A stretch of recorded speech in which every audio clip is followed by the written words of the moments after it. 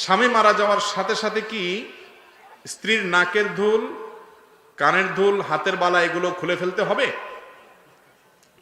নবী করিম সাল্লাল্লাহু আলাইহি ওয়াসাল্লাম ইবনে হাদিস থেকে আমরা জানতে পারি, কোরআনে কারীমের আয়াত থেকে আমরা জানতে পারি, একজন স্ত্রী তার স্বামীর মৃত্যুর পর 4 মাস 10 দিন পর্যন্ত তিনি ইদ্যত পালন করবেন, শোক পালন করবেন। কয়দিন?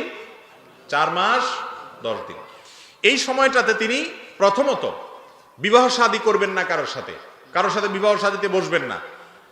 আর যদি তার গর্ভে কোনো সন্তান থাকে তাহলে সেক্ষেত্রে সন্তান প্রসব হওয়া পর্যন্ত এই বিধান চলবে, 4 মাস 10 দিন না। আর এই ইদ্যত পালন সময়ে 4 মাস 10 দিন অথবা গর্ভ খালাস হওয়া পর্যন্ত, এই সময়টাতে ইদ্যতকালীন সময়ে তার জন্য বিধান আছে, সেগুলো প্রযোজ্য। বিশেষ করে 4 মাস 10 দিন ইদ্যত পালনকালীন সময়ে যেই ঘরে থাকা অবস্থায় স্বামী মৃত্যুবরণ করেছেন, ওই ঘরে, ওই বাইরে, আঙ্গিনার বাইরে প্রয়োজন ছাড়া যাবেন না। সাজগোজ অতিরিক্ত করবেন না। সাধারণভাবে যে পোশাক আশাক পরেন সেগুলো পরবেন, কোনো অসুবিধা নেই। অনেকে মনে করে সাদা পোশাক পরে থাকতে হবে, না, এমন কোনো কথা নেই। সাধারণ পোশাক আশাক তিনি যেগুলো বাসা বাড়িতে পরেন ওগুলো পরে থাকবেন। আর স্বর্ণ গহনা, আলাদা করে কোনো স্বর্ণ গহনা পরে সাজগোজ করবেন না। কারণ হাদিসে নবী করিম সাল্লাল্লাহু আলাইহি সাল্লাম স্বামী মৃত্যুর পর স্ত্রীর জন্য যে কাজগুলো করতে নিষেধ করেছেন তার ভিতরে হলি এবং এই অলংকার ইত্যাদি এগুলো সে ব্যবহার করবে না।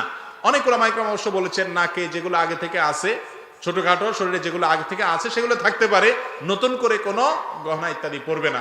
কিন্তু অন্যান্য ওলামা ইকরাম হাদিসে সাধারণভাবে অলংকার না পরার ব্যাপারে নবী করিম সাল্লাল্লাহু আলাইহি ওয়াসাল্লাম যে নির্দেশ করেছেন, সেই কারণে বলেছেন যে অলংকার, হাতের বালাটাল এগুলো খুলে রাখবে এবং শোক পালন শেষ হলে তারপর তিনি পরবেন।